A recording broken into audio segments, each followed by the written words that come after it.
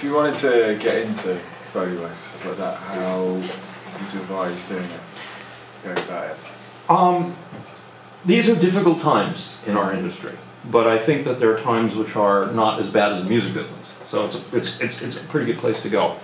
Foley is something that's needed, and it's something that all TV companies, all production companies fail to address as a requirement. I think this is what you see. What I would have done 4 or 5 years ago, or 3 years ago even, is I would say you go find a company that specializes in Foley, like Hackenbacker, Universal Sound, 10 other places that I could mention, and say, I want to work for you. And you go and do work experience and all that sort of stuff and make yourself invaluable.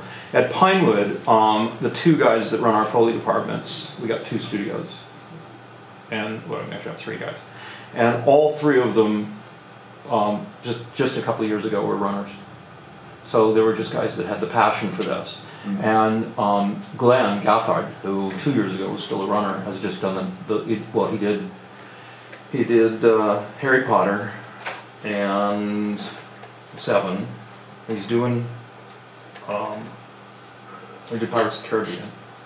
So he's doing all these really big films because he found himself in a situation to do that, but basically by A, being talented, B, by begging.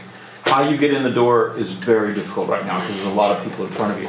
My guess is it's just like doing all the effects. You find yourself a film student, find yourself something.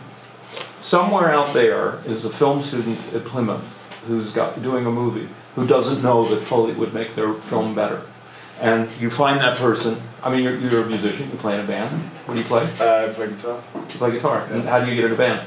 Sorry? How do you get in a band? You go to one of the musicians? Oh, yeah. Well, it's the same kind of thing. Yeah. You gotta go hit filmmakers. Mm-hmm. Let me do your movie.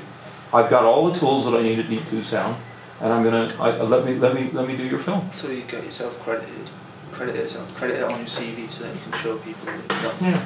And also in the process of doing it, you're going to learn mountains more than you'll learn from a book.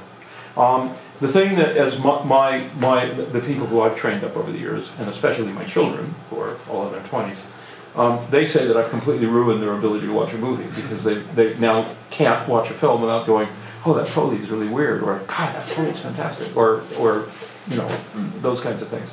So be mindful of the fact that when it stops, what does Tony Platt say?